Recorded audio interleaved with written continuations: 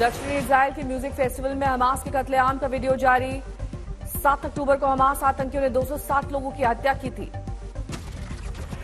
Music festival में Hamas आतंकियों ने प्लानिंग के तहत किया हमला। समारोह स्थल पर रॉकेट लॉन्चर से दागे गोले। इजराइल के हमलों से फिलिस्तीन तिलमिलाया। यूएन ने लगाई दखल देने की गुहार। यूएन प्रमुख एंटोनियो गुटेरेस की अपील। दोनों देश रोके युद्ध और बंधकों की हो रिहाई। दिल्ली में इजरायल दूतावास और इजरायल से जुड़े तमाम अहम जगहों पर सुरक्षा बढ़ाई गई। खुफिया जानकारी के बाद अलर्ट मोड पर पुलिस। एएमयू में फिलिस्तीन के समर्थकों ने नारेबाजी कर बढ़ाई मुश्किल। 4 नामजद समेत कई अज्ञात छात्रों के खिलाफ पुलिस ने दर्ज किया मामला। पीजीआई चंडीगढ़ में नेहरू बिल्डिंग में लगी आग। दमकल की कई गाड़ियों ने आग पर पाया काबू। अस्पताल की पहली मंजिल में लगी आग। बड़े पैमाने पर मेडिकल इक्विपमेंट तबाह। समय रहते सभी मरीजों को दूसरी जगह शिफ्ट किया गया। तमिलनाडु के अरियालुर में पटाखा फैक्ट्री में धमाका। हादसे में 9 लोगों की गई जान। दूर तक सुनाई दी ब्लास्ट की आवाज। कई घंटे तक बेकाबू रहे हालात। मुख्यमंत्री स्टालिन ने मृतकों के परिजनों को 3-3 लाख के मुआवजे का किया ऐलान। जम्मू कश्मीर के नौगाम में 3 इमारतों में भीषण आग। हादसे की वजह साफ नहीं। 1 घंटे तक फंसी रही बुजुर्ग महिला, उनकी बहू और बच्ची। बिल्डर पर लगा आरोप। बुलंदशहर में दिन दहाड़े बैंक में लूट। 3 बदमाशों ने वारदात को दिया अंजाम, हुए फरार। लखीमपुर खीरी में 10 साल की बच्ची की लाश मिली। फोड़ी हुई थी दोनों आंखें। परिजनों का पुलिस पर लापरवाही बरतने का आरोप। मिर्जापुर में बीजेपी विधायक ने दरोगा को लगाई फटकार। कार्यक्रम में देर से पहुंचने से थे नाराज। सुकमा में विधानसभा चुनाव से पहले नक्सली साजिश का पर्दाफाश। 8 किलो आईडी बरामद। सुरक्षा बलों ने किया नष्ट। कांगड़ा में महिला की मौत के बाद बवाल। नाराज लोगों ने सड़क पर लगाया जाम। आरोपी पति और देवर गिरफ्तार। हिंगोली में एमएनएस कार्यकर्ताओं का टोल नाके पर प्रदर्शन। टोल नाका मुफ्त कराने की मांग। कई प्रदर्शनकारी हिरासत में। नैनीताल में अवैध मदरसे पर प्रशासन का एक्शन। जांच के दौरान लापरवाही का खुलासा। पुलिस ने किया सील। कानपुर में एक सिपाही पर लगा महिला से शादी के नाम पर शोषण का आरोप। पुलिस ने शुरू की जांच। मुजफ्फरनगर में डेंगू से महिला की मौत के बाद बवाल। इलाज में लापरवाही बरतने का आरोप। भोजपुरी अभिनेत्री आकांक्षा दुबे की संदिग्ध मौत मामले में हाईकोर्ट ने सीबीआई और यूपी सरकार से मांगा जवाब। 5 हफ्ते के बाद हुई सुनवाई। प्रयागराज में अतीक अहमद के दोनों बेटे बाल सुधार गृह से रिहा। दोनों अपनी बुआ की कस्टडी में रहेंगे। गढ़वा में बड़े पैमाने पर अतिक्रमण अभियान। जेसीबी की मदद से कार्रवाई। इंडिया गठबंधन की पार्टियों ने जाति जनगणना को लेकर किया ऐलान। ज्यादातर पार्टियों में सहमति। कुछ में हो सकती है दिक्कत, लेकिन हम फासीवादी पार्टी नहीं है। जाति जनगणना को लेकर राहुल गांधी ने गरीबों के लिए बताया। कहा यह किसी जाति या धर्म के लिए नहीं है।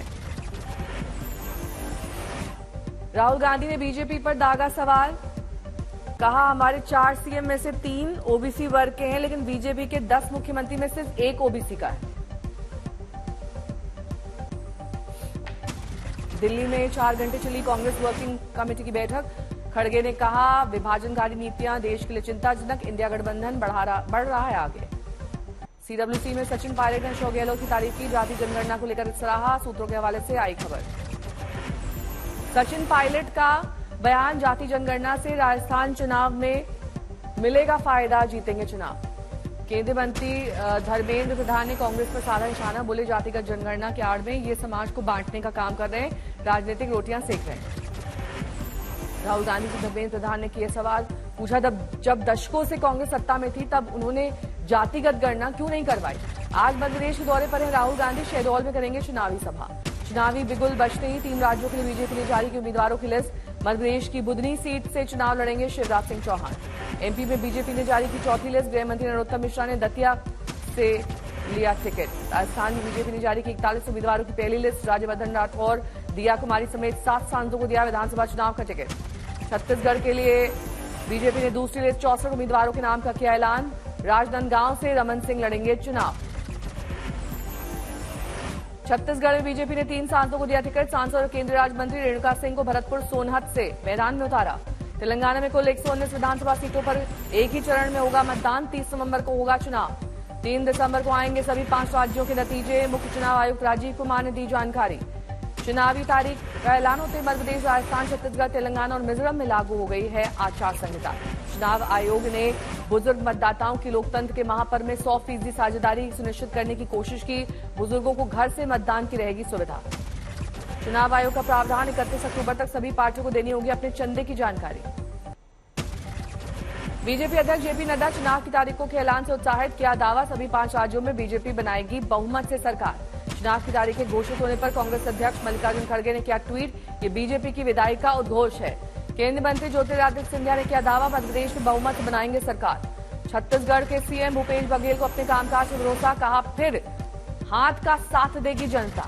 पटना में कांग्रेस नेता डॉक्टर अखिलेश सिंह ने चुनाव को लेकर किया बड़ा दावा, कहा 5 राज्यों में चुनाव की घोषणा हो गई है, 5 राज्यों में कांग्रेस की सरकार बनेगी। बांदा में 2 तांत्रिकों ने एक महिला को ठगी का बनाया शिकार, गहनों को लेकर हुए फरार। ग्वालियर के बनेरी गांव में सरपंच विक्रम रावत की गोली मारकर हत्या, आपसी विवाद में वारदात को दिया अंजाम। इटावा में एक लड़की की हत्या में पुलिस का खुलासा, बड़ी बहन ने वारदात को दिया अंजाम। बालासोर जिले में टीचर को पीटने से छात्र की हुई मौत, शिकायत दर्ज।